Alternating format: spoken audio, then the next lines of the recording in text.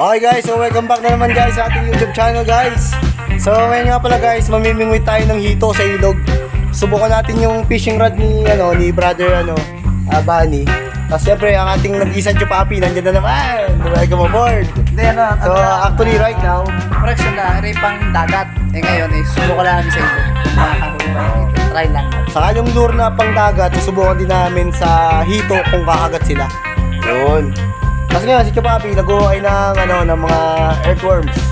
Kung sa Tagalog, bulate. Yun. Alright, Chupapi. Yun. Babalik. Okay, so actually guys, nakakarami yung subscriber natin. Mag-1,000 na po tayo. So, shout out sa mga walang sawang sumusuporta sa aming YouTube channels. Ayan. Dito po tayo guys. Okay guys, so hahanap na po siya ng mga earthworms o yung mga bulate na pangpain. Okay, nakakuha na po sila ng earthworms. Yan. Yan. Okay guys, so meron tayong guest ngayon guys. So kausapin natin. Ano masasabi mo?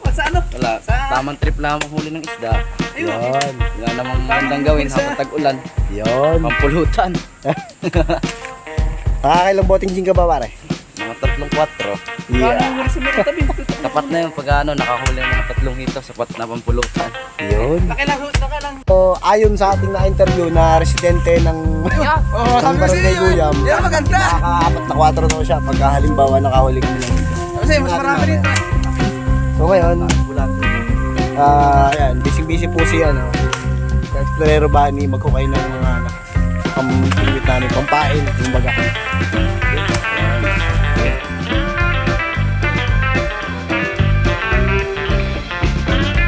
Okay guys, so bali, naglalakad-lakad na po kami papuntang ilog. So habang hindi pa kami nakakarating sa ilog guys, shout out sa aking sa aming mga subscribers. Saka sa YouTube channel ni Mr. and Mrs. Solomon, shout out sa inyong lahat dyan. Ayan. At sa kaibigan natin si Domski Gash TV, shout out sa iyo paring Domski. Sana ay makasama ka sa mga uploads na video mo sa mga haunted house. Alright. Okay guys, so bali dito tayo bababa sa medyo malalim na to guys. So ingat lang tayo ng konti. Ayan. Ingat lang tayo ng konti guys. Medyo sanay naman tayo dito nung araw.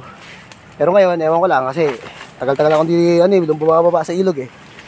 Ayan guys. Hirap maging vlogger guys. Boys buhay. Kaya inihiling ko guys ang suporta ninyo sa aking YouTube channel hanggang ako ay magtagumpay. Ayan na. Hirap. Mahirap na yata. Pakyat, katali. Ina. Magpakyat. Madali lang.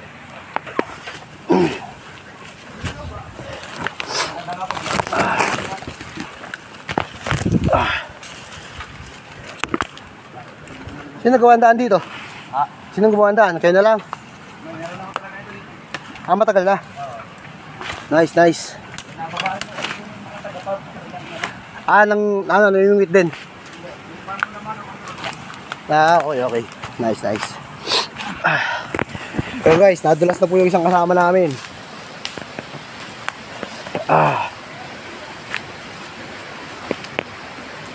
Ay, puta. Shit. Putang ina. Guys, hindi ganun kadali maghanap ng mapapamingwitan ng hito guys. Kasi yung mga hito sa English, ang tawag sa kanila yung mga mudfish or yung iba naman catfish. Iba't ibang variety. Mahilig sila sa mga mapuputik na tubig or madidilim na tubig. Kaya dito kami ngayon sa ilog. Since bagong ulan, so dito kami mamimingwit. Right. Yan. Ayan mga kasama natin. Yan. Mga eksperto yan, mga eksperto. Yan. Kasi si Renz. Yan. Actually guys, di naman talaga mamimingwit. Kukwento lang ako. Yan. Saan nakahuli dati? Saan nakahuli? Diyan. Good. Nakahuli na sila dito dati guys. Ay.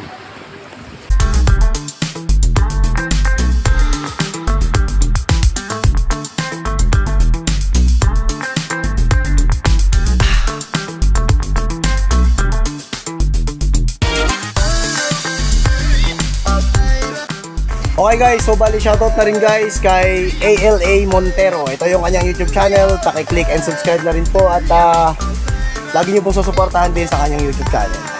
At sa mga subscriber ko naman guys na tuloy-tuloy na sumusuporta guys, abangan nyo ang mga susunod ko pang uploads. Okay guys, so actually andito na tayo sa spot kung saan tayo mamimingwit ng hito or mudfish. So ito guys ang spot. Doon guys, yung mga hito dyan. So, shoutout na rin guys sa aking TL, si TL Jag. Shoutout sa'yo TL Jag. Alright. Sino pa nga mga shoutout natin? Okay. So, busy yung mga kasama natin guys. Gagawa din ng mga pamain. So, dito na tayo. Ano masasabi mo tol? Trip lang, trip. Walang magawa sa bahay. Kaya kung makakahuli, di magaling. Kung hindi, di magaling din. Susubukan natin ang ating fishing rod at saka rin. Ano masasabi mo sa ano, sa ilog na yan? Maganda siya. Gawa ng, ang bagsakan ng tubig ay ano, yung ipon. Ibig sabihin, pagkagaya, marami ikat dyan, saka hito. Okay. Yun ang the best dyan, the best.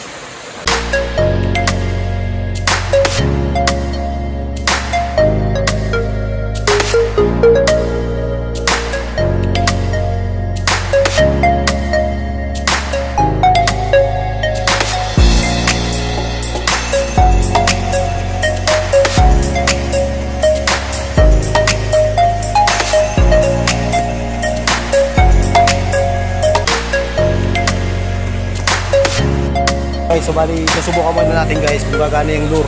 Yung lure na ginagamit sa isda na pangdagat. Susubukan muna natin kung tatalab pa yung mga hito sa ilog.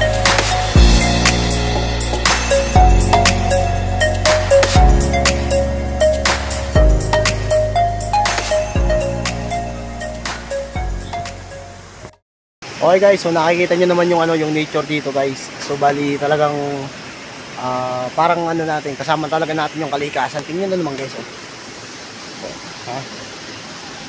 Kasi nakakasawa na rin guys minsan yung yung ingay ng mga sasakyan sa Maynila. So minsan masarap din pakinggan natin yung ingay ng kalikasan naman. Para mapil natin. Siyempre mapil natin yung presko na paligid. Parang which is napakaganda guys. Yan ang lure. Tingnan mo yan. Yan. Kinagatang isda. Ipatong mo sa kamay mo. Tingnan ko. Guys, ito po yung lure na ginagamit ng kapatid ko. Puro Damage na, puro sugat na ng trakitok. So, ito guys, makakaalaman na. Try natin. Okay guys, sa pamimingwit guys, kinakailangan ng patience. Dito masusubok ang patience guys.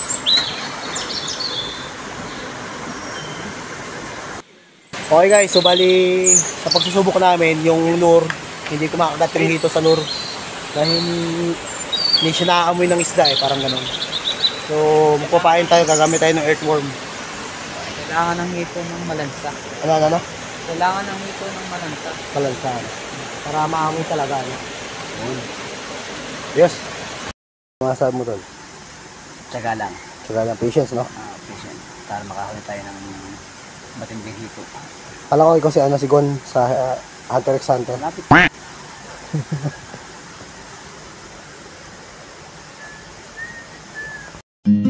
Okay guys, so kailangan natin ng konting patience or pasensya. Kailangan medyo mahaba yung pasensya natin pag narimingwit tayo. First time na namin pumunta dito guys, so sinubukan lang talaga namin kung ahuli nga ba kami. So ayun ang kapatid ko, busy ako. Okay. Okay kaya ka dyan mare? Yun. Alam mo, tumatay lang eh. Tatabo naman ito la. Ayun guys, so bali ang kinakailangan kasi, ang sa pamimingwit kasi guys, so bali may mga aral tayo natututunan dito. Bali nabubuo yung pagiging pasensyoso natin. For example, napaka-ikli na ng pasensya natin. Pag naging sports mo yung fishing, so bali, hahaba yung pasensya mo, tapos, matututo ka maghintay. Parang sa buhay lang yan. Hindi mo kinakailangan biglayin palagi. Kinakailangan, matuto tayong maghintay. Although, syempre, may ginagawa kang paraan. Habang may ginagawa kang paraan, ibig sabihin, may hinihintay ka. Ganun lang yun, guys, kasi hindi natin madaliin. Alright? Okay, guys. So, bali, supply ang panguhuli namin. Hindi kami makahuli, guys. Gawa ng una kaulan na. Kaya hindi kami nakahuli. So, ibig sabihin, guys, yung mission na to ay failed. Guys, guys, sasimulan natin yung patience sa panguhuli. Halos ilang ano rin kami, guys. Ilang oras din kami nanguhuli dito. 5 oras na kaming nagbibitaw ng pamain namin pero wala pang kumakagat. So this mission is failed. Paminsan-minsan, guys, hindi masama ang sumablay. Yun ang tatandaan natin, huwag tayong susuko sa mga ganyang bagay. Yun. Sabi ni Kuya Kim, ang buhay ay weather lang. Yun.